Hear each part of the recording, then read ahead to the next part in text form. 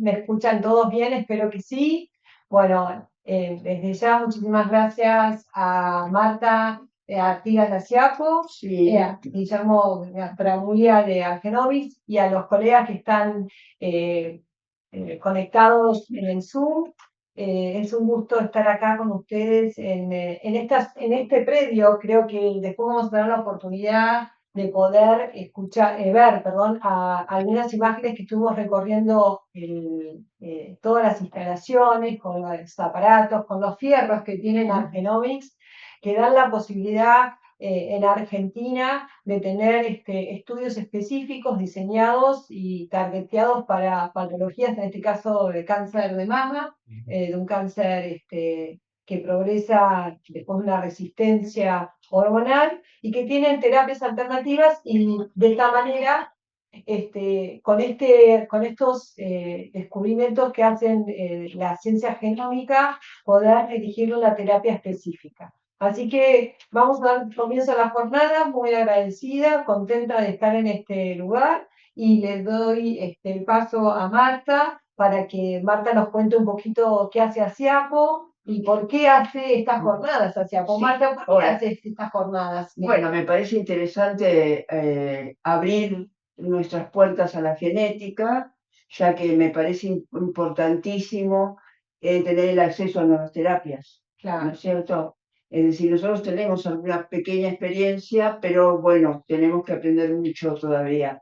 Nosotros hicimos una clase especial con la doctora Vicky Corica, que es genetista, y tuvimos el logro de 100 residentes escuchando esa clase. Genial. Y entendemos que los residentes tienen que empezar a vislumbrar el tema de la genética cuando están haciendo su residencia de oncología, ¿no es cierto? Porque creo que es como un tema aparte. Así que, bueno, en fin. Qué Por buena eso, esta iniciativa que tuvieron, ¿no? sí. Es decir, me interesa y lo pongo como idea en la institución para dar un empuje porque es lo que se viene. Sí. Creo que es lo que se viene y bueno, hay que trabajar. Yo creo que hay que trabajar mucho y aprender. Genial. Así Bueno, que estamos acá con el patrocinio de Farmamondo. Ahora van a sí, estar haciendo la agradecer muchísimo a Farmamondo y al Genomics, Sí. que bueno, que nos invitaron a participar de este programa tan interesante. Y bueno, esperando que no sea el último, ¿no es cierto? Sí, Que sí. sigamos trabajando en genética. Genial, Marta. Bueno, Guillermo, si te presentás un poquito tu currículum, Yo soy bioquímico, farmacéutico, tengo un doctorado en farmacología Sí. y soy el director científico de Genomics. Genomics está conformado por 3 socios, yo soy uno de los socios. Es una historia larga que empezó cuando empezaron a aparecer los primeros blancos dirigidos en tumores sólidos. Eh, Uno de mis socios es médico, el otro socio es economista. Yo vengo más del campo de la investigación. Y bueno, desde que empezamos, ¿Hace cuánto ya? desde el año 2008 estamos trabajando y empezamos siendo una herramienta fundamental en cuanto a lo que tiene que ver con la implementación de terapias blanco dirigidas, pudiendo acercar a todo lo que es el cuerpo médico la posibilidad de tener en un tiempo muy corto caracterización genética de distintos pacientes que le permitieron definir hacia dónde dirigir una terapia. Y desde ese momento, bueno, hemos trabajado con distintos tipos de tecnologías en el campo de la biología molecular. Empezamos trabajando con tecnologías que son las primarias en biología molecular, las que están asociadas a PCR secuenciación. Después empezamos con las tecnologías asociadas a lo que se conoce como real-time PCR. También incursionamos en... Pandemia, ¿no? La pandemia utilizó muchísimo la tecnología de real-time PCR, que en Argentina estaba bastante difundida. Eso permitió caracterizar con muchísimas personas, digamos, en un enorme volumen.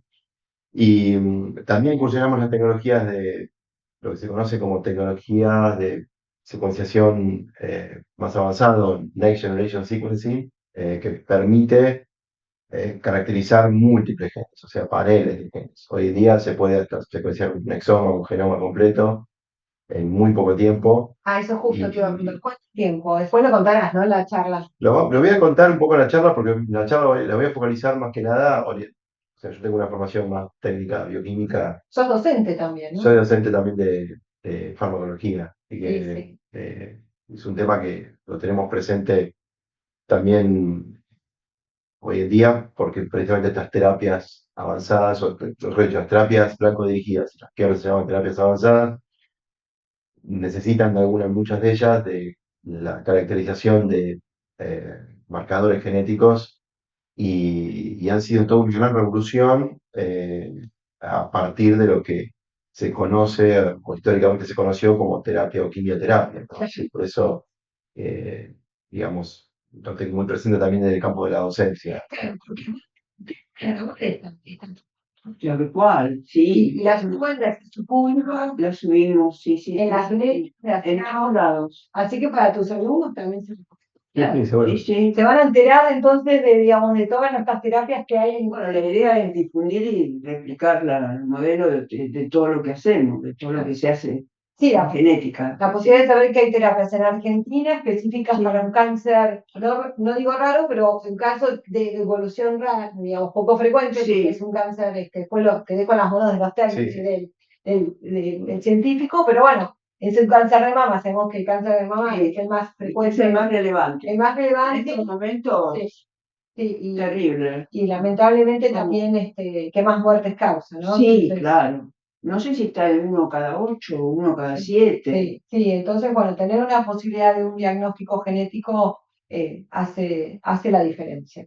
Así que bueno, no sé si ya más o menos están todos en las salas, vamos a ir pasando la Sí. presentación. La idea es que se pase primero una presentación muy general, como para quienes están escuchando entiendan un poquito más visualmente, en la práctica, cómo se llevan a cabo estas determinaciones en una matriz biológica que es muy particular, porque vamos a hablar de biopsia líquida, que es algo que también vamos a nombrar.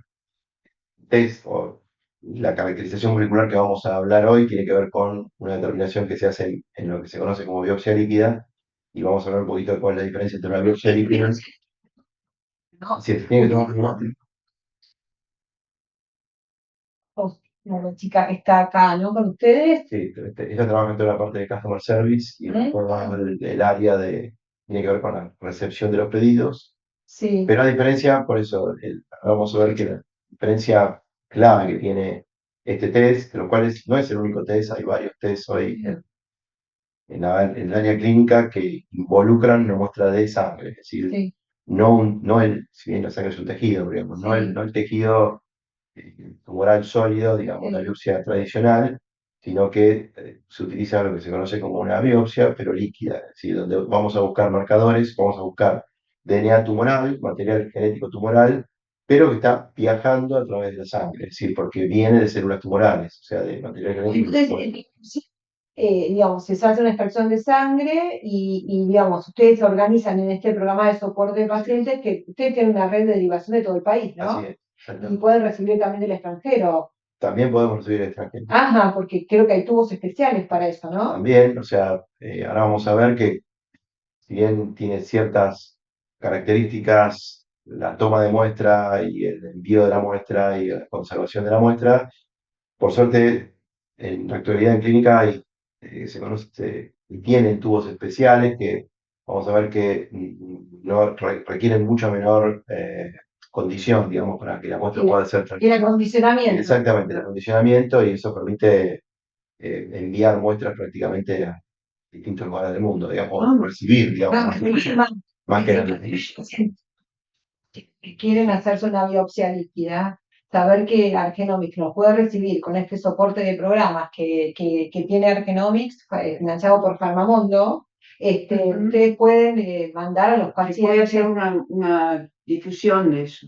Claro, por eso mismo es importante que también los colegas médicos Mucha sepan, gente abre nuestra página web, viste, buscando información, así que y los colegas médicos también sepan de que hay un programa de soporte que con Asiaco, con Argenomics, con Farmamondo, está disponible, desarrollado por Argenomics, Sí. para este tipo de cáncer de mama que tenemos en esta charla. claro. Así que, bueno, Voy a hacer un texto importante para poderlo difundir, sí, cuando lo veamos. pero técnico, algo que Y bueno, para lo técnico lo tenemos lo tenemos al doctor.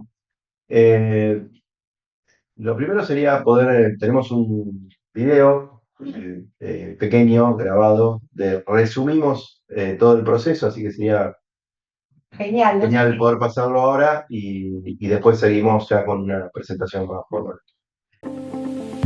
El proceso para la caracterización de variantes en el gen SR1 comienza con precisamente la recepción de la muestra. La muestra, si se obtiene en un día diferente, digamos, al momento de hacer la determinación, o si tiene que ser enviada mediante un courier de transporte de muestras biológicas, la misma tiene que estar congelada, o sea, la muestra de suero tiene que estar congelada. Y así tiene que ser enviada y así tiene que ser recibida en el laboratorio. El paso siguiente es el registro de la muestra en el sistema, en el cual se toman los datos del paciente y se verifica que la muestra está ok. Se procede o bien a procesar la muestra en ese mismo día, o si no se va a procesar la muestra en ese mismo día, se debe guardar la misma. En general, estas muestras de suero tienen que ser guardadas a menos 20 grados centígrados. Un paso fundamental en lo que tiene que ver con la determinación de variantes genéticas en lo que se denomina biopsia líquida en muestras de suero es el proceso de extracción del material genético tumoral de estas muestras de suero.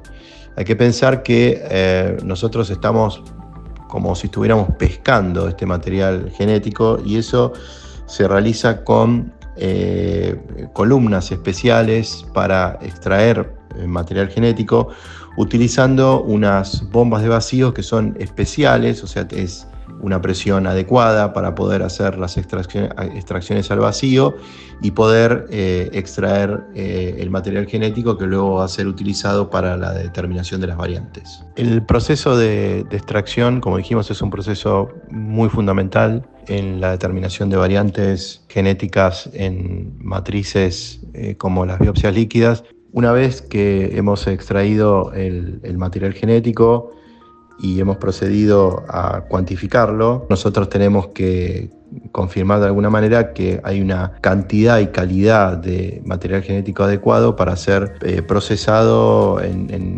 mediante una técnica de biología molecular. Paso siguiente es lo que tiene que ver con la preparación de la mezcla de reacción o la mix para poder detectar estas variantes. El paso siguiente es el de la detección de las distintas variantes, en este caso del gen SR1, mediante la técnica de Real-Time PCR.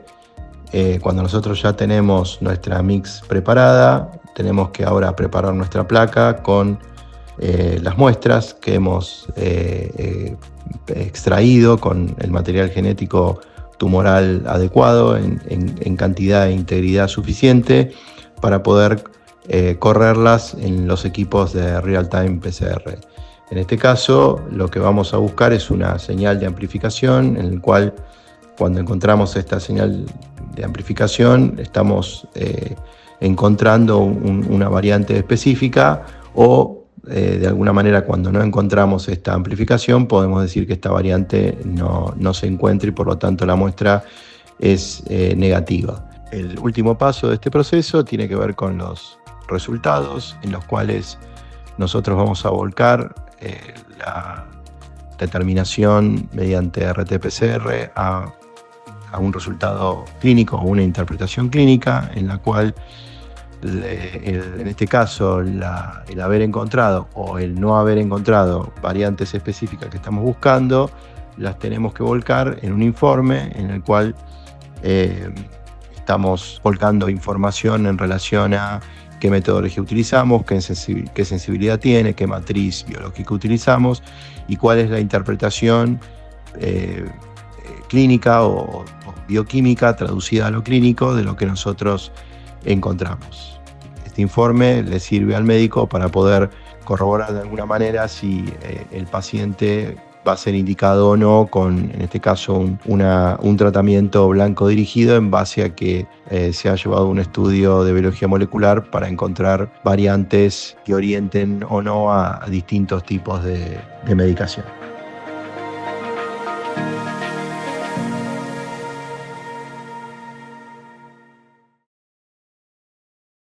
Genial, la verdad que está bueno después de los aparatos, parecen las freidoras. Sí. Parecen las air fryer. No, sí, no son exactamente air fryers, pero bueno, son equipos que lo que hacen es amplificar el material genético y a su vez, cuando se amplifica ese material genético, lo que permiten esos equipos es buscar señales, y esas señales nos dicen si existen o no existen determinadas variantes. ¿Qué son esas variantes? Son secuencias de nucleótidos, de bases. De ADN, ¿no? Exacto, el ADN, que son un determinado tipo de lectura. Ese tipo de lectura nos habla de la presencia o ausencia de esas, yo digo, de esas variantes. Cuando esas variantes están presentes, lo que buscamos, decimos que son positivas, cuando no están presentes son negativas. Y eso, bueno, orienta al médico. Eso tiene una traducción clínica que hace que el médico pueda decir, bueno, si está presente una determinada variante, yo puedo indicar un determinado medicamento, o si no está presente, no lo puedo indicar, o tengo que indicar otro. Sí, a mí me encantó ver todo el proceso desde que llegó la cajita del Tergopol hasta creo que la que está ahí hablando en el teléfono debe ser Agostina, ¿no? Si la vemos al final Sí, porque ese informe, digamos, son los informes. Está perfecto, está bien claro. Sí, que, digamos, como una muestra de sangre después ya es una muestra El proceso. Es una muestra de después va a ser un informe. Así. Así que bueno, ¿después nos mostrás cómo son esos informes? ¿Tenés para verlos o...? No sé si los tengo a mano para mostrarlos. Claro, porque supongamos que son de un paciente, así No, que eso no se en puede. general no, pero bueno, el informe, yo puedo igual mostrar de alguna manera cuál es la traducción de lo que vamos a, Claro, sí. digamos, a estudiar, lo que hacemos aquí en cuanto a cómo traducir eso en un reporte clínico. Sí. Bueno, tenés un PowerPoint, ¿no? Sí, tengo un PowerPoint para mostrar, así que podemos. El webinar va a tratar sobre la determinación de biomarcadores, en este caso, de la búsqueda de marcadores tumorales en el gen SR1, específicamente en pacientes con cáncer de mama que tienen una determinada característica. Es decir, vamos a hablar de pacientes que son receptor estrogénico positivo, HER2 negativo, que siguen un camino, digamos, en cuanto a la posible terapia que pueden tomar estos pacientes y qué es lo que pasa cuando estos pacientes empiezan con un determinado tipo de terapia y esa terapia empieza a ser refractaria, es decir, empieza a haber menos eficacia. En sí, bueno, voy a hacer una actualización clínica, pero muy por arriba. Mi formación no es médica, soy oncólogo, o sea, quiero ir más que nada a la parte técnica, porque me parece que es un poco lo que quiero destacar un poco en cuanto a lo valioso de quienes estén también escuchando del campo más médico, es decir, que sean oncólogos o estén trabajando en un equipo de salud biomédico, en cuanto a las características que tienen estos test digamos, cuáles son las necesidades que se tienen desde lo técnico para tomar las muestras, con qué es lo que hacemos nosotros, qué distintas tecnologías existen, cuándo aplicar una, cuándo no aplicar otra, y cómo se traduce ese resultado después en una interpretación clínica, ¿no? Bueno, voy a hablar un poquito también de un algoritmo práctico, que en sí es algo propuesto, que puede o no cambiar, dependiendo que haya nueva información que se incorpore, pero un poco al día de hoy, orientado a lo que son estos inhibidores selectivos de SR1 cuando existen variantes de SR1 que podemos detectar nosotros y cuáles son las herramientas accionables, ¿sí? Bueno, un poquito así, voy por arriba, para aquellos que por ahí nos escuchan y no vienen más de un campo más básico, es decir, hacer un resumen del cáncer de mama, en este caso los que son pacientes receptor estrogénico positivo o negativo, que representan aproximadamente el 70% de todos los casos de cáncer de mama en la práctica clínica. O sea, pues, en sí vamos a hablar de un subtipo que es muy frecuente, es el más Sí. frecuente, básicamente. Sí. ¿Y dónde está la problemática? La problemática está en que la resistencia al tratamiento endocrino emerge como un desafío terapéutico, afectando principalmente la sobrevida y la calidad de vida de los pacientes. Entonces, ¿dónde está la necesidad clínica? Bueno, como vemos allí, hay dentro de este porcentaje muy frecuente de pacientes con estas características, estos pacientes 40% aproximadamente desarrollan esta resistencia. ¿No? Sí, es bastante. Es por eso que Sobre 70. el primer desafío que tiene que ver con la medicina de precisión, desde que le pusimos ese nombre, Sí. es poder encontrar los mecanismos de esa resistencia. Es decir, ¿por qué aparece esa resistencia? ¿A qué se debe esa resistencia? Bueno, una forma de estudiar esa resistencia tiene que ver con la búsqueda de marcadores genómicos, o sea, búsqueda de marcadores en el ADN tumoral, ¿no? O sea, de identificar marcadores que nosotros digamos, bueno, cuando comparamos ese ADN tumoral de un paciente que no progresa frente a uno que progresa, bueno, ¿qué diferencias encontramos? ¿No? Y saber, de alguna manera, como dice lo último acá, la necesidad clínica, identificar marcadores que sean accionables. O sea, lo importante es que esa diferencia se pueda traducir en una acción. ¿Qué es una acción? Bueno, una acción, podemos decir, farmacológica, ¿no? Hoy también... Sí, el hecho de que se pueda encontrar una herramienta farmacológica. Hoy, hablar de herramientas farmacológicas por suerte, ¿no? En cuanto al tratamiento, también nos hace dividir cada vez más los campos porque una herramienta farmacológica puede ser, como lo vamos a ver hoy, el uso de inhibidores de tirosinquinasa específicos, ¿ok?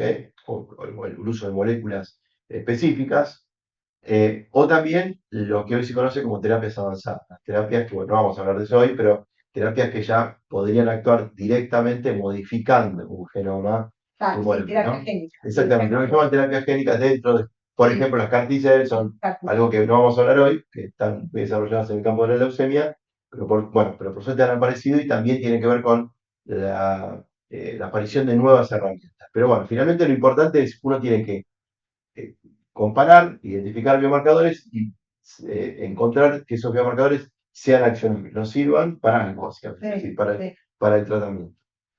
Bueno, en esto también no voy a entrar tanto, pero vamos a ver que la mayoría de los candidatos testeos en el gen SR1 provienen de este grupo que ya dijimos, el receptor estrogénico positivo o negativo, que han progresado durante o después del tratamiento con inhibidor de la matanza. Que ahí podemos encontrar distintos tipos, de acuerdo a cómo se clasifican como luminan A, es decir, aquellos que son, en este caso serían receptores estrogénicos progesterona positivo, que tienen un Ki-67 bajo, los negativos, estos tienen un mejor pronóstico y una alta sensibilidad a terapia endocrina, representan un 40% de los casos.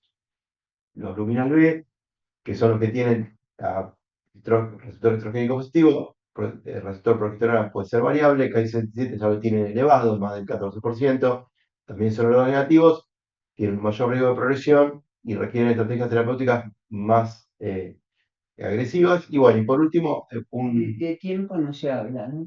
No, yo no me voy a focalizar en esto. Sí, ok. De tiempo, ¿no? No, No. yo me voy a referir específicamente a cuestiones más de a dónde estamos focalizando, Ok. en cuanto a que, más que nada, estamos hablando de un grupo grande de pacientes. Claro, claro, y sí. Y finalmente a lo que sería una categoría emergente, que serían los que se conocen como ER2 bajo, digamos, con relevancia biológica, que no modificarían la indicación del testeo SR1 ni el uso de este caso yo digo el ancestral, pero pueden ser otros también inhibidores. Tres, ahora te digo, pasame la binomio y te digo. Ahí está, ahí lo otro. Eh, Disculpen, sí. Ahí está. y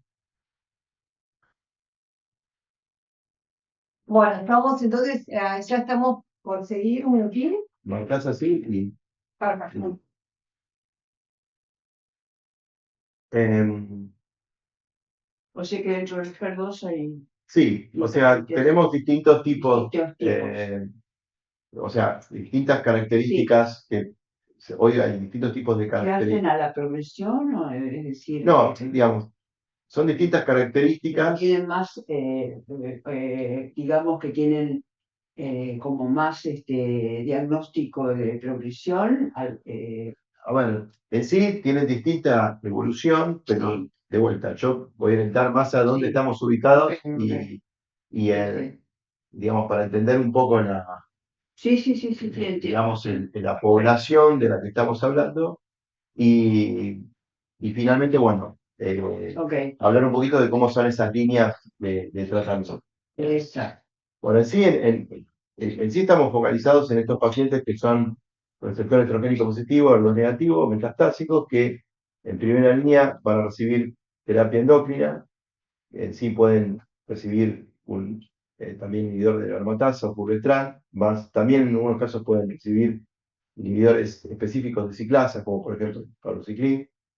Esa es una pauta estándar, ¿no? Bueno, Sí. estos pacientes pueden progresar de alguna manera a esta primera línea y ahí aparecen los también primeros biomarcadores que se pueden pedir, es decir, en función de que forman parte hoy de un combo de marcación que, de vuelta, ¿por qué son biomarcadores útiles? Porque son biomarcadores en los cuales uno puede intervenir. O sea, existen elementos, o sea, herramientas farmacológicas para poder intervenir. Por ejemplo, la evaluación de PI3K o la evaluación de BRCA terminal, que permite la utilización de inhibidores de PI3K específicos o inhibidores de PAR. ¿Sí? Y bueno, el tema que voy a hablar hoy, que son los inhibidores de SR1, es decir, que son la gran ventaja que tiene que son orales, es decir, frente a otros inhibidores de primera generación, que eran inyectables, estos son orales y permiten un manejo mucho más fácil, ¿no? Sí, adherencia al tratamiento. Mayor adherencia al tratamiento, etc. Estos son, se los llaman así, una sigla en inglés, porque son selectivos para receptor estrogénico, pero porque la característica que tienen es que la inhibición que producen lo que logra es la degradación del receptor. Finalmente, estos inhibidores, cuando aparecen estas variantes de resistencia, estas variantes de resistencia, vamos a ver que lo que hacen es activar al receptor, independientemente que haya muy baja concentración hormonal, o digamos, pueden activarse. A veces, como pasa con el gen GFR reactivado, en otro campo donde el gen GFR reactivado se traduce en un receptor que puede activarse, digamos, digamos con otra capacidad de activación, y esa activación hace que progrese el cáncer. Entonces, lo que se logra con estos inhibidores de SR1, cuando aparecen estas mutaciones o variantes de activación, es que al bloquear este receptor, el receptor termina degradándose, o sea, desaparece. Desaparece. O sea, desaparece la señal, por eso. Señal que activa para que produzca cáncer. Exactamente, porque pues, en este caso, en esto específico, sí, los que vamos a ver que se utilizan cuando encontramos estas variantes o estas mutaciones en el gen SR1. Los inhibidores de la aromatasa lo que tienen es que inhiben la formación de estas hormonas de alguna manera, de estas señales hormonales, pero el receptor se mantiene. Es interesante, digamos, que estas terapias, cuando estamos diciendo, son dirigidas a un gen, y ese gen es el que codifica el receptor, y ese receptor es el que con la terapia. La terapia en sí no orienta hacia el gen, la terapia en sí orienta hacia el receptor. Lo que pasa es que de alguna manera ahí, vamos a hablar de estos drogas, son antagonistas. Estos antagonistas muchas veces, pasa también con algunos anticuerpos monoclonales, que por ejemplo la acción sobre el receptor tiene a posteriori puede tener una acción de degradación del receptor, donde el receptor termina degradado. Hay otras drogas que funcionan solamente como bloqueantes, o sea, bloquean a un receptor, pero cuando desaparece la concentración de la droga, ese receptor vuelve a ser funcional y frente a cualquier estímulo va a actuar. Aquí no, estos inhibidores los que vamos a hablar, que son los que nosotros orientamos cuando hacemos los test, es decir, son pacientes progresados que vamos a estudiar el genoma, el gen SR1, y si encontramos estas variantes, vamos a decir, bueno, estas variantes están asociadas a inhibidores, vamos a decir así, de segunda generación, podemos llamarlos así, que se administran por vía oral, y lo que van a producir cuando actúen antagonizando el receptor estrogénico es finalmente degradar. Es decir, lo que van a lograr es una degradación del receptor. ¿Ok? Entonces lo que hacen es terminar con la señal, ¿no? Bueno, vamos a avanzar. Bueno, en sí hay distintos tipos por eso hablaba de vías moleculares que son de escape, ¿no? Hay, digamos, yo les nombraba, por ejemplo, el ejemplo de algo que estudiamos mucho nosotros aquí también, que tiene que ver con un receptor para el factor de crecimiento epidérmico, que es el EGFR, el GFAP receptor, que es muy bien conocido en el cáncer de pulmón, donde los primeros estudios que se llevaron a cabo mostraron que aquellos pacientes que tenían distintas variantes genéticas, o sea, que se traducían después en cambios en la proteína, es decir, en el receptor, en la expresión del receptor. Bueno, estos cambios, estas variantes en el material genético que codifica para un receptor, se traducían en una activación del receptor, o una mayor activación del receptor, ¿sí? Lo que hacía el driver a la amplificación tumoral. Bueno, a veces hay activaciones constitutivas del receptor de estrógeno independiente del ligando. Entonces, independientemente de que actúe un ligando, si uno siempre piensa que pareciera un fundamento básico de la farmacología, que es, hay un receptor, tiene que haber un ligando, tiene que haber una interacción ligando-receptor, que es lo que va a producir una serie de activaciones subcelulares. ¿Okay? Bueno, en el cáncer ocurre que hay activaciones que son independientes del receptor. El receptor puede, y son mecanismos de escape. El receptor dice, bueno, dice no, lo pienso. El receptor no, digamos, aparece, es decir, la tasa de cambio es muy alta, es decir, en este DNA tumoral, que hace que se seleccionen determinadas variantes que permiten el escape, es decir, permiten que el tumor se amplifique. Entonces, estas variantes aparecen y cuando aparecen, ese receptor se mantiene activado independientemente de que haya un ligando o no haya un ligando. Esa es una vía. Otra vía, acá lo vamos a poner como vía de bypass, ¿no? Que son otras vías. A veces los tumores desarrollan no la misma vía, sino que el escape es otra vía. Se activan otras vías que no estaban activadas, que no eran el driver de la amplificación y del crecimiento tumoral hasta ese momento. Pero cuando yo bloqueo esa vía, que es el driver de esa amplificación, el tumor desarrolla otra vía. Qué jodido. Entonces, es complicado. Entonces, o sea, es un mecanismo de ajedrez muy complejo, donde de alguna forma, lo que se van abriendo son distintas mecanismos de escape o mecanismos de resistencia. Por ejemplo, lo que dice aquí, no me olviden PI3K mTOR, donde amplifica, por ejemplo, otro tipo de receptor. Por ejemplo, Fibroblast Growth Factor Receptor es otro tipo de receptor que puede producir, bueno, alteraciones en la ciclina, es decir, otras vías que de alguna manera pueden ser las que lleven a cabo. Por eso sigue siempre funcionando. Por eso sigue el tumor creciendo, independientemente de que nosotros ataquemos. Bueno,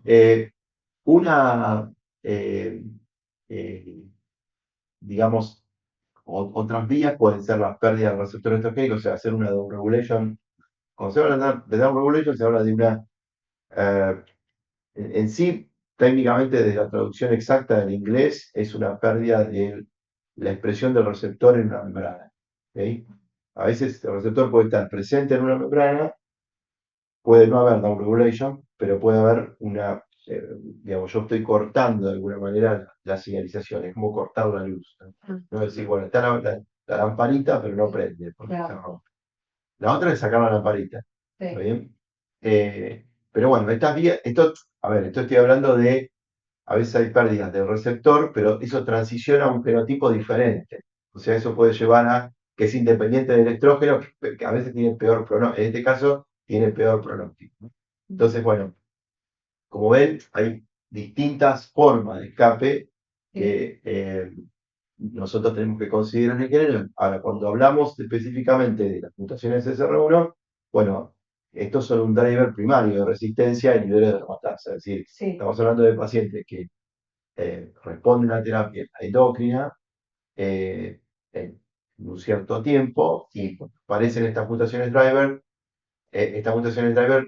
hacen que haya una resistencia primaria a los inhibidores de aromatasa. ¿Por qué? Porque el receptor va, independientemente que esté presente, hay un cambio en el receptor que hace que, por más que nosotros no estemos con estos inhibidores de aromatasa generando los estímulos, los ligandos, el receptor, o estemos generando muy poco el ligando, el receptor igual se activa. Entonces ahí perdemos eficacia terapéutica. Ahí es cuando aparecen estos inhibidores que son de segunda generación, si quieren, que lo que hacen es, actuando sobre estos, o de nueva generación, que lo que hacen es bloquear, pero ese bloqueo lo que produce es vamos a ver, una degradación, ¿no? Sí. Bueno, aquí un poco, esto bueno, tampoco es para que la parte médica se sepan todas las variantes, y nosotros somos los que un poco conocemos cuáles son esas variantes, o sea, lo que sabemos, y acá vamos a entrar un poquito más en el tema más práctico, es decir, o más molecular. Estamos como metiéndonos más dentro de la célula, nos metemos muy dentro de la célula, nos metemos dentro del genoma, y dentro del genoma estamos ahí como, tuviéramos una pantalla y empezamos a decir, bueno, ¿dónde están esas variantes? Claro. Uno puede, y ahí decimos, bueno, porque eso va a depender qué tecnología vamos a usar para medir lo que vamos a medir, ¿no? Piensen que si yo tuviera, vamos a hacer esta suposición, si todo un genoma, o sea, si yo quisiera estudiar este gen, ¿no? Codifica para receptor heterogénico, y de alguna manera tengo una especie de lectura normal, digamos, lectura normal en una célula tumoral. Digo, bueno, tengo la plantilla normal en una célula tumoral de un cáncer de mama. Imaginen todas las secuencias: adenina, timina, citina, adenina, timina, Carlos, exacto.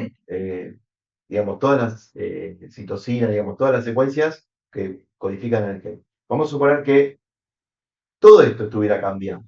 Es decir, que todos los codones estuvieran cambiados. Yo diría, bueno, tengo que secuenciar todo, o hubiera lesiones, inserciones, o sea, distintos tipos de mutaciones. Bueno, yo tendría que hacer una secuenciación masiva. Tendría que decir, bueno, tengo que secuenciar todo el gen que codifica a este receptor estrogénico. Eso implicaría una estrategia.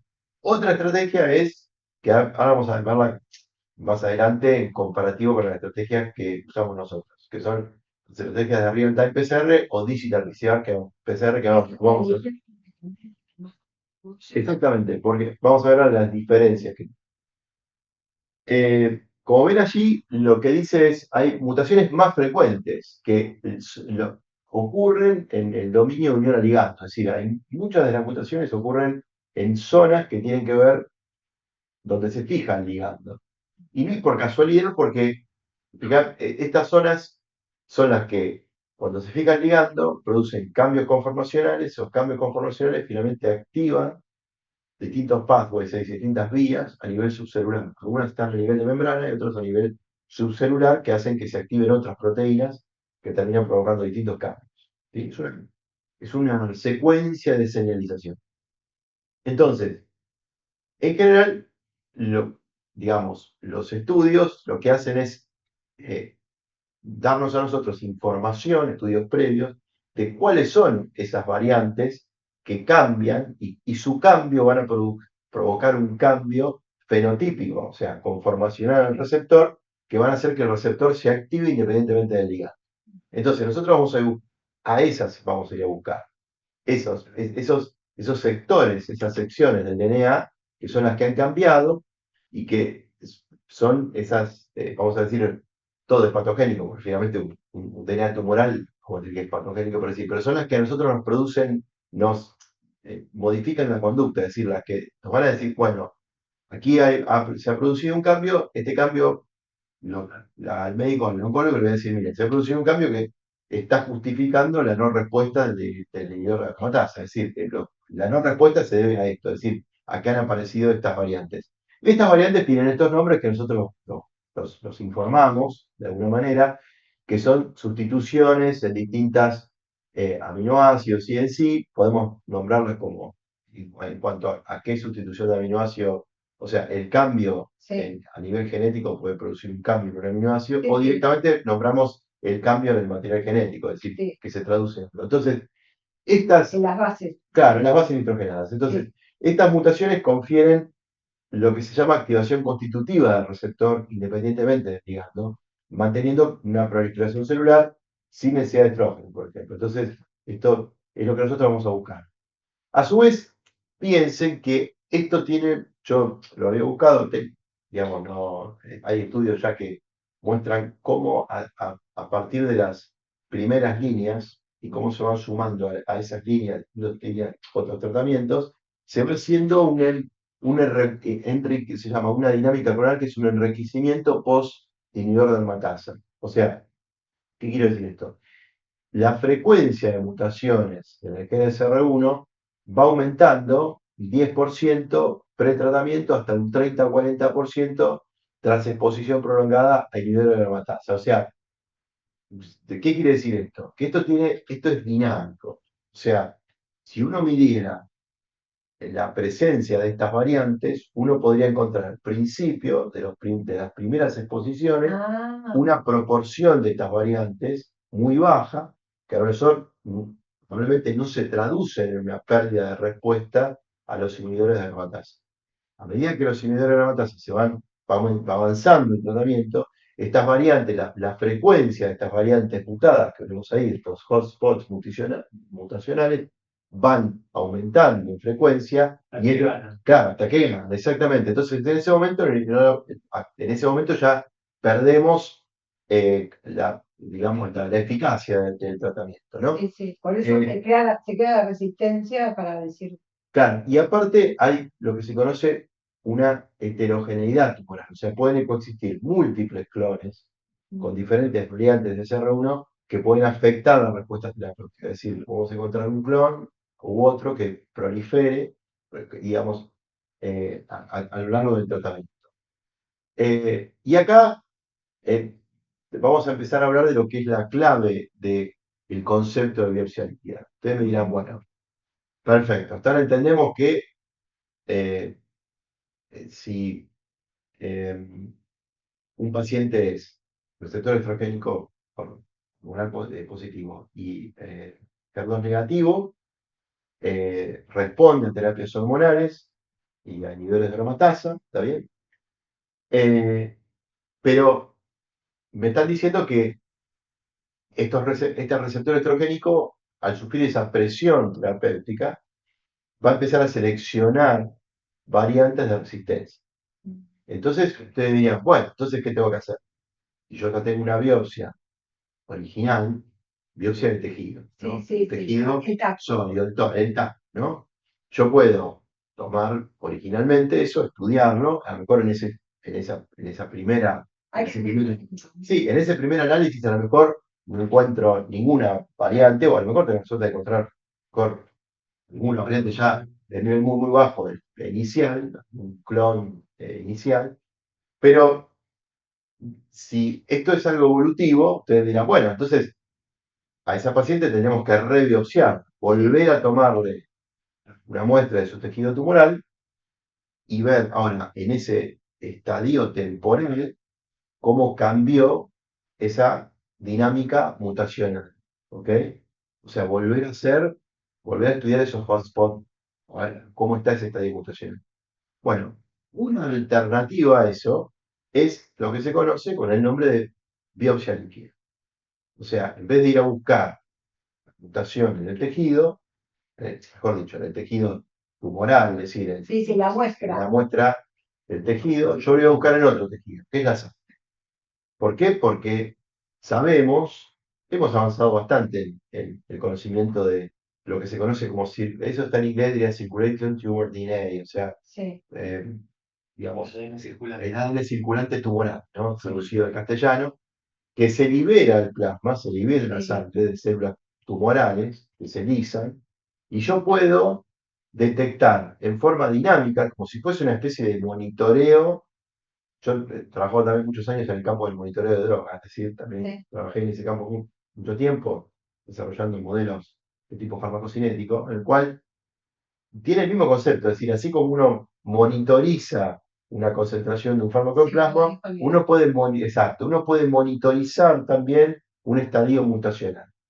¿Cuál es la ventaja de la sangre? Bueno, la ventaja de la sangre es que es muy accesible, es decir, yo puedo, si quisiera, tomar la muestra, bueno, digo, todas las que quieran, pero digo, podría hacer un seguimiento muy intensivo. En cambio, una muestra de un tejido, de una biopsia, es algo invasivo, mucho más invasivo, digamos, más complejo. Eh, bueno, yo antes hablaba, no quiero irme a otro tejido, pero antes hablaba de pulmón, imagínense en el pulmón, si yo tuviera, no estamos hablando de este caso, pero digo, tomar una rebiopsia en un pulmón a veces es imposible, es decir, entonces, ¿dónde empiezan a ser fuertes estas técnicas? Bueno, el hecho de poder hacer un continuo y estudiar digamos, un estado nutricional en un continuo, es decir, bueno, en este momento, post tratamiento, este estadio mutacional es distinto con el que empezó. ¿Ok? Y puedo empezar a encontrar estas variantes de resistencias que me indiquen que esa refractariedad se debe a esas variantes o me anticipen esa refractariedad. Y yo, antes de que aparezca esa refractariedad, eso es algo teórico. Sí, sí. Pueda empezar con otro tratamiento porque ese tratamiento me está diciendo, che, ya, hay un porcentaje de variantes que ya van a empezar a ser incidentes en la respuesta. Bueno, Importantísimo saber todos estos hallazgos genéticos porque le damos información a los colegas médicos sí. para tener más acceso a terapias, ¿no? Bueno, ahora voy a hablar un poquito, ahora voy a seguir, pero voy a hablar un poquito de las tecnologías Sí, que focalizan lo que es DNA circulante tumoral, ¿no? Vamos a hablar de eso, pero lo importante que nos paremos aquí es que, bueno, estamos ante una necesidad de un seguimiento de variantes en el tratamiento, ¿sí? En el tiempo, y tenemos la posibilidad de utilizar lo que yo llamo matriz biológica, ¿no? Diferente al tejido originario tumoral, que nos permitiría encontrar, yo en el video hablo de pescar, porque es muy como pescar, uno está pescando, tiene que pescar el material genético en determinado momento, y cuando no caza el material genético, analizarlo. y se ponen en esas máquinas. Exactamente, ese material genético después se pone en esa. Estás impresionada por las máquinas. Sí, sí, porque además vemos los tubitos de sangre y ahí Sí, después sí. Bueno, yo no voy a hablar mucho de esto porque Sí, ya hemos hablado, pero en Emerald es un estudio, es un ensayo pivotal, es el ensayo ¿Qué es el ensayo pivotal? ensayo que determina un cambio de actitud, ¿no? Es decir, que dice, que permite también el registro. No. o puede permitir el registro, sí, pero digo, el que tiene la información que dice, bueno, digamos, sí, o sea, es un estudio de ensayo clínico de fase 3 aleatorio multicéntrico, que probó la eficacia de un inhibidor de estos de segunda generación, que es el ancestral, ¿no? En donde eran pacientes con cáncer de mama metastásico, con todo lo que estuvimos hablando, ¿no? Sí. La primera línea de terapia endocrina, también tenían un alto porcentaje de exposición con inhibidores de ciclina, ¿no? De los específicas ciclinas específicas que se activan, digamos, en procesos tumorales, como los inhibidores como el tipo palbociclina. O sea, ya tenían tratamientos previos, ¿no? Sí, sí, estos pacientes ya han recibido terapia oncológica y bueno, es como una opción más para poder seguir tratándolos. Exactamente, bueno, la intervención tuvo que ver, bueno, precisamente por ahí me equivoco, pero creo que ha sido el primer agente, uno de los primeros son de agentes que se daban en comparación con el fulvetrán, que es intramuscular, o sea, Claro. oligodrogramatasa, que bueno, sería la droga que estamos tratando de bypassear de alguna manera, porque hay resistencia a esa droga. Bueno, lo que se midió acá es sobre el nivel de progresión, en la población total, bueno, y en el grupo de desarrollo promotado. Bueno, este es el estudio que, de alguna manera, posibilitó, digamos, encontrar que aquellos pacientes SR1 mutados progresados, de alguna manera, tenían una mejor, sí, un mejor outcome, de alguna manera, una respuesta farmacológica al inhibidor, al Glasestrant, que permitió, digamos, la indicación clínica, ¿no? Sí, Es sí. decir, no hay paciente. Bueno, Los tiempos te digo, no, no te queda de resolución. no, serán 10 minutos, ¿no? Sí, ya vamos a ver. No, 10 minutos ya está bien. Bueno, estos son la parte de registro, no vamos a ver esto, cómo fueron anidados. Bueno, y ahora ya La los biopsia últimos. líquida, me encanta eso. Bueno, ¿cómo hacemos esta limitación, no? Bueno, ¿por qué testear con DNA tumoral? Bueno, la biopsia de tejido puede a veces no capturar todos los clones con mutaciones R1 debido a la subclonalidad, digamos, espacial que existe. Entonces, bueno, la biopsia líquida me permite encontrar otros subclones, claro. Claro, porque yo puedo muestrear. Exactamente, es como si yo pudiera muestrear de diferentes lugares, porque finalmente, exacto, me permitiría encontrar, digamos, diferentes clones, se dice, decir, que podrían existir. No, digamos, me permite una mayor expansión, o sea, un mayor alcance a la heterogeneidad. Frente a la heterogeneidad, no es tumoral. Exacto, yo alcanzo más. Porque si yo voy a un lugar específico y mi tumor es muy heterogéneo, voy a encontrar algo. ¿Cuánto tiempo tiene que empezaron a practicar con la biopsia líquida? Varios años, ¿no? No es algo, digamos, que tenga 25 años, pero sí, cada vez se progresa más. Claro. Digamos, tiene menos de 10 años, esto es decir, el clínico, ¿no? Es decir, no. O sea, 10 años en cuanto uno dice.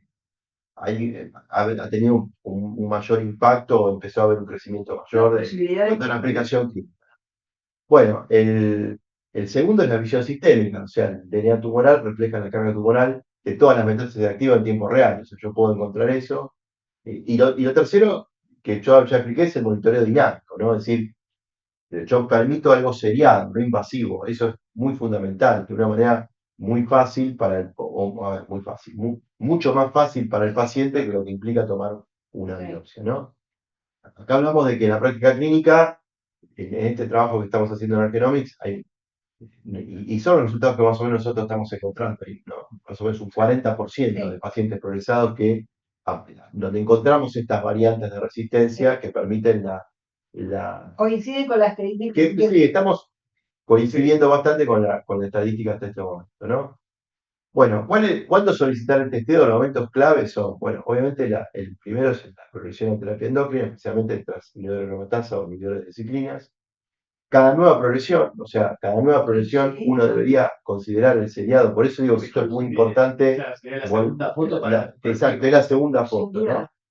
O también cuando hay una respuesta subóptima. La respuesta subóptima es muy importante, darle otra herramienta al médico que pueda haber, digamos, una explicación genómica a lo que está. Porque no está respondiendo. Siempre, Porque no está respondiendo, entonces. Claro, sí, ahí busca la respuesta genómica, claro. Bueno, y cuáles son, frente a esta situación, cuáles son las plataformas de testeo. Y yo me voy a parar 2 minutos aquí, muy importante, para diferenciar las técnicas que hay para yo buscar ese material genético y poder analizarlo.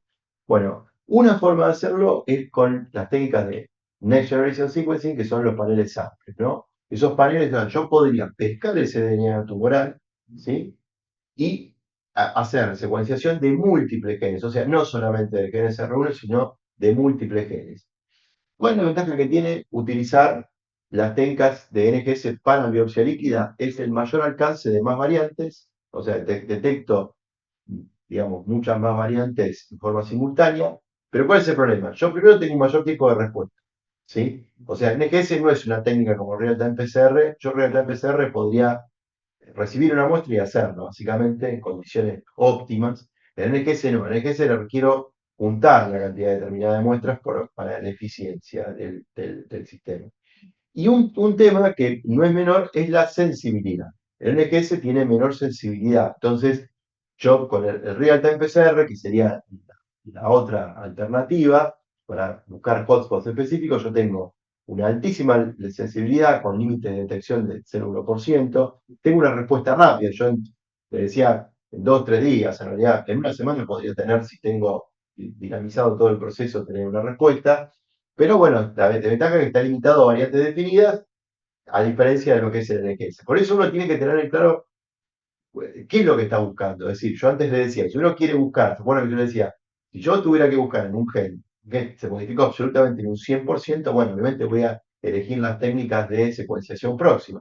Ahora, si yo como acá estoy buscando específicamente variantes que me orientan hacia la indicación de una droga que bypassea esa resistencia, es mucho más óptimo buscar estas técnicas, dentro de las cuales acá estoy nombrando la técnica del PCR digital, que es una técnica real time, también PCR, pero que tiene mucha más sensibilidad. O sea, recuerda que uno debería, en mi caso, lo óptimo es privilegiar la sensibilidad y encontrar la variante y encontrar esa frecuencia de variante, es decir, la capacidad que tenga tu test dentro de todo ese DNA que vos estás detectando para poder detectar ese DNA tumoral y encontrar cuánto de ese DNA tumoral tiene las variantes que estás buscando, que son las que explican esa resistencia. Por eso es mucho más óptimo utilizar una técnica de RT-PCR cuando uno tiene que hacer un monitoreo continuo. Con esto ya voy terminando. Ya que es crítico de manejo y que yo siempre, y con vos he hablado muchas veces, el tema de los tubos, el tema de la toma de muestra. Hay dos situaciones en la toma de muestra. Uso tubos, los tubos comunes, o sea, un tubo de suero, un tubo seco, que el laboratorio tiene que. Sí, con esta un tubo, hasta es más óptimo un tubo de suero, pero con esta puede ser, digamos, los dos tubos que me permiten a mí recolectar y recolectar suelo, es decir, antes, como dice acá, hay que centrifugar dentro de determinadas horas que se recibe la muestra. Si uno lo toma en un laboratorio, el laboratorio tiene que saber que eso, lo más rápido posible, yo tengo que separar el suero y separarlo y frizarlo a -20 grados, ¿sí? Bueno, ¿por qué es importante esto?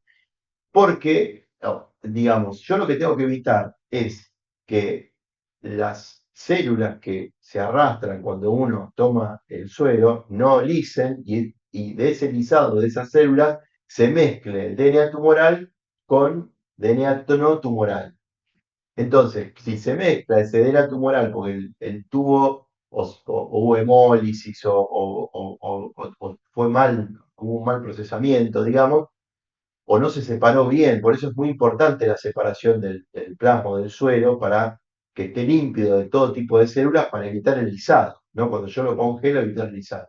O cuando yo descongelo, que cuando descongele se lisen y se mezcle el DNA no tumoral con el tumoral, y eso ¿qué hace? Me licúa la muestra. Entonces, de alguna manera. Y sí, porque yo también ahí tengo menos probabilidad de encontrar una variante porque estoy mezclando DNA tumoral con no DNA tumoral. Una alternativa que es muy interesante, y por eso yo decía que esto, por esto dirán, bueno, pero tengo que tener una muestra, frizarla, que eso nosotros lo estamos haciendo con mucho éxito y estamos mejorando, hemos mejorado muchísimo la técnica de procesamiento y optimizar todos los procesos de extracción que mostraba en el video, es utilizar un tipo de tubo que te permite, de una manera fantástica, directamente mantener la muestra, hasta temperatura ambiente se puede mantener la muestra, sin necesidad de frizarla, y estos tubos se estabilizan esas células nucleadas. Estos tubos tienen distintas marcas, yo le puse acá Streck Cell Free DNA, o sea, son tubos que tienen esa característica que permiten trabajar con biopsia líquida. Si no tuviera esos tubos le facilitan todavía hasta el transporte, porque uno no tiene que no necesitamos una cadena de frío congelada, pero si uno puede con un ice pack directamente y abarata también todos los costos de transporte y logística que en Argentina son complejos también, por las distancias y demás. Entonces, eso es muy importante, es decir, estas técnicas, perderles el miedo, porque estas técnicas, si se hace un buen manejo de la parte preanalítica, digamos, en el laboratorio, donde se toman las muestras, o se utilizan tubos de este estilo, bueno, que permiten el traslado sin tener que frizarlo, el rendimiento es óptimo y se pueden medir. También es muy importante el volumen de sangre. es muy importante tomar un volumen alto de sangre, un volumen mínimo de 10 mililitros, es decir, de... 10 minutos. sí, sí, Los 10 10 mililitros. Ah, O sea, para poder... No, 10 mililitros para poder guardarlas, o sea, para poder tener una cantidad suficiente Claro, de volumen, porque yo, es lo que decía antes, yo estoy pescando, cuanto más posibilidades tenga de áreas de pescar, voy a tener más Claro. posibilidades de encontrar mi DNA tumoral, ¿no?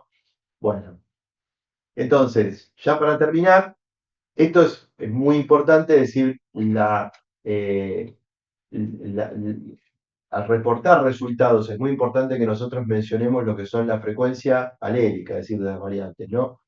O sea, cuánto de ese DNA tumoral que nosotros encontramos tiene las variantes mutadas, ¿no? Eh, digamos, fracciones alérgicas de hasta 1 o 2% ya son relevantes y son accionables. O sea, uno tiene que tener la capacidad de encontrar, es decir, tengo que tener un método muy sensible para poder encontrarlas, para poder decir, bueno, eso ya permite una acción, ¿no? Los métodos en EGS tienen esa cuestión, es decir, uno tiene que trabajar con tipos de coberturas que permiten que encontremos con mayor sensibilidad esas variantes. Eso lo logramos más fácilmente con lo que tiene que ver Digital PCR. Bueno, y finalmente la interpretación del informe, que es, bueno, cuando uno encuentra estas variantes detectadas, bueno, uno las traduce al médico, al oncólogo, en cuanto a qué son, es decir, si son, se traducen en una variante de la secuencia de aminoácidos, Sí. o directamente, digamos, en el informe incluir cuáles zonas genómicas o cuáles variantes genómicas aparecieron directamente que están asociadas a una resistencia a una inhibidor de aromatasa y a una probable indicación por parte del médico de que indique una droga de este estilo. Con las posibilidades. Exactamente. Sí, sí, sí, el informe lo que sale es con las variantes que encontramos, sea traducida a un cambio aminoácidico, una variante genómica, y con una sugerencia de indicación a las potenciales drogas que estaría indicado, exacto, que están asociadas a esa variante, es decir, que eso estaría indicando una resistencia al inhibidor de aromatasa, una terapéutica anterior, y a una necesidad de indicar una droga blanco dirigida que bypasse esa mutación. Bueno, esto ya también un poquito hablamos, es decir, cuándo repetir, digamos, es muy importante decir, claro, exactamente, sí, es muy importante cuando hay una nueva progresión, ¿no? Es decir, porque hablamos de eso, de la repetición, por eso es muy importante esto considerarlo como un monitoreo continuo. Sí. A veces, cuando hay un plasma negativo hay una alta sospecha, es decir, ¿por qué? Porque puede ser que el plasma nos dé negativo, sea un falso negativo, porque por alguna razón, porque no se juntó el volumen de del plasma. Digamos, el médico podría volver a pedir. Exactamente, puede pedir porque puede haber falsos negativos donde hay una alta sospecha de progresión. Eso está Bueno, bueno. y eso se puede volver por la facilidad que tiene, volver a tomar una muestra y volver a tomarla. Es decir, por eso uno permite eso, ¿no? A veces puede haber un resultado no concluyente, o sea, el resultado concluyente que decir, bueno, hay una variante que no está clara si aparece o no, y eso es una cosa muy técnica que se puede pedir. Pero en general, Y ese es que digamos, se pediría cuando no es claro, concluyente. exactamente, se le puede pedir, Otra no, opción. se le puede ver, pero tengan en cuenta que eso puede aparecer, ¿por qué? Porque nosotros estamos buscando cantidades de DNA tumoral y a veces pescamos justo una cantidad alta y a veces pescamos justo una cantidad baja. Entonces, bueno, nosotros hacemos lo más eficiente posible el proceso para que en todos los casos tengamos más de un 90% de eficiencia en pescar una cantidad suficiente. Cuando no se pesca una cantidad suficiente, la ventaja de una biopsia líquida es que yo puedo pedir otra muestra. Y ustedes piden muestras. Sí, podemos volver a pedir una repetición, y más cuando el médico también tiene una sospecha. Es decir, eso siempre tiene que no quedarse, o sea, si hay la clínica es soberana, es decir, si hay una sospecha de alguna manera que el médico tenga y dice, bueno, a mí me parece que podríamos volver a repetir, no hay problema, y se puede volver a repetir, y esa variante puede aparecer. Mismo los estudios clínicos, los pivotales tienen una tasa de falsos negativos. Es decir, Convengamos que de una muestra que no es concluyente, sería pertinente decirle a la paciente vuelva a tomar la. Puede ser en el criterio del médico por estas razones que se vuelva a tomar. Porque claro, la sospecha está. Si hay una sospecha, porque hay una progresión, Sí. bueno, digamos, cuando es algo que viene de nuestro laboratorio lo decimos, pero cuando es algo decir que porque hay que entender que son cuestiones propias de la técnica. Es decir, nosotros, bueno, vuelvo a decir, estamos pescando, yo no estoy, piensen, es decir, nosotros no estamos seleccionando en un tumor, nuestro patólogo, cuando trabaja con un tumor, mira el tumor y selecciona las zonas tumorales. O sea, sabe que está buscando en las zonas tumorales. Yo estoy tomando una muestra de sangre. La muestra de sangre, yo no puedo saber dónde, o sea, en qué momento el tumor aparece o cuáles son los ciclos de generación de DNA tumoral. Entonces, nosotros lo que tenemos son metódicas muy eficaces para, independientemente de dónde lo tomemos, podamos pescar con alta eficiencia de DNA tumoral. A veces, en algunos casos puede ocurrir que no ocurre y ahí se puede volver a pedir una muestra. La ventaja, lo fantástico es que se puede pedir una muestra de sangre, no tengo que estar biopsiando ni demás, ¿no? Exactamente. No, eso no tiene que ver con eso. Y bueno, este es el algoritmo un poco práctico de decisión, ¿no? Es decir, estamos trabajando con pacientes con estas características progresados.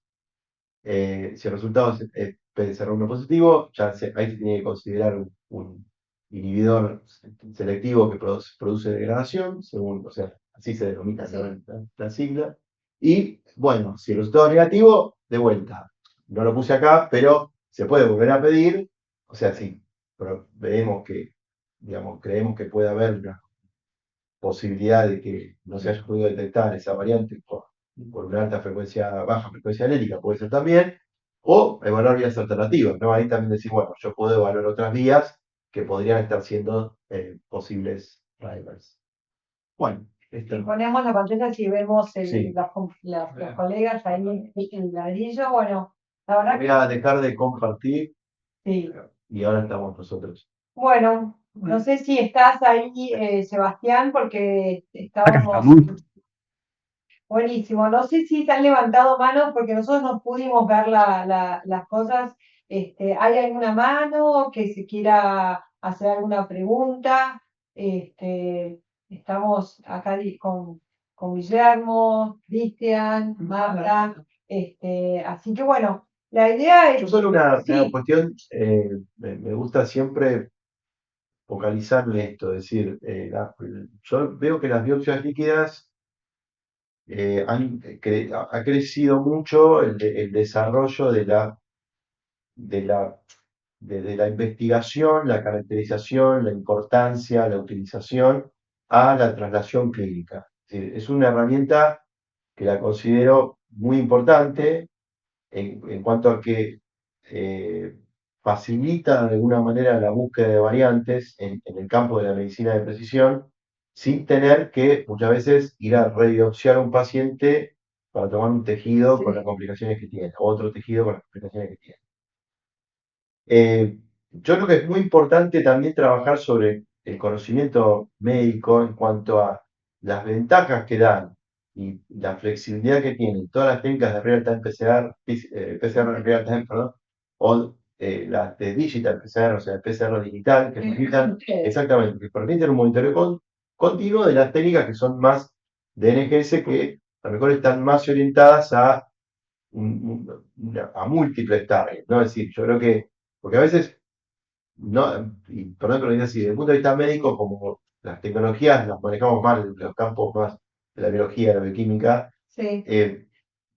No es lo mismo si uno tiene que buscar una única variante y dice, bueno, hacemos una técnica de NGS. No, si hay que buscar una única variante, o sea, voy a trabajar sobre un gen y voy a trabajar sobre la búsqueda de 2 o 3 variantes, no tiene sentido tener una técnica de NGS. Es decir, ¿por qué? Porque no, digamos, no es costo efectiva llevar a cabo. Ahora, bueno, si yo de alguna manera estoy en un protocolo de investigación, o estoy en un proyecto, bueno, quiero estudiar decenas de variantes, cientos de genes, bueno, estudiar cuál es la utilidad que tienen estas tecnologías, bueno, sí puedo utilizar una técnica de NGS. O decir, bueno, ya, no encontré A, no encontré B, no encontré C, no encontré D, digo, bueno, no voy a seguir probando uno por uno, voy a hacer una técnica masiva. Pero las técnicas de NGS sirven siempre y cuando nosotros estemos buscando masividad en la información en cuanto a los genes que estamos estudiando. Las técnicas de real-time PCR sirven porque las multiplex también pueden amplificar. Ojo, nosotros no es solo que podemos estudiar una sola variante de un gen, a veces podemos estudiar en técnicas de RT-PCR, pueden tener varios genes también. Entonces, lo hace también bastante más flexible. con el uso de técnicas múltiplex. Y a su vez las clínicas digital permiten una alta sensibilidad, con lo que implica, digamos, poder no esperar a juntar una cantidad grande de muestras. En el caso del EGS, digamos, acá es mucho menos la muestra que uno puede juntar. Claro, acá uno puede esperar mucho menos, es decir, hasta tuviera un volumen grande de pacientes, ¿no? Sí. Uno hasta podría recibir un número hasta por día o por semana que pudiera correrlo y rápidamente dar un resultado al médico. Entonces, siempre hay que pensar que cuál es el costo-beneficio de utilizar técnicas masivas respecto de técnicas no masivas. Las técnicas no masivas tienen la ventaja del seguimiento, del monitoreo, de saber la foto del momento del paciente, no las fotos de hace un año, un mes, 6 meses y demás, ¿no? Genial. ¿Tienes alguna pregunta, Cristian? No, la verdad. No, yo para hacer honor a la hora, porque la verdad que estuvo Sí, buenísimo. perdón si me pasé un poquito. No, pero- está buenísimo porque la verdad que valió la pena, ¿no, Marta? Creo que esto va a estar buenísimo. Sí. Las preguntas no creo que fueron en la charla, la tenemos ahí grabada, la vamos a compartir, así que muchísimas gracias Bueno, a todos. Gracias a todos y Y bueno, nos vemos en la próxima que hagamos con Farmacondo, allá por Genomics, así que muchas gracias. Gracias.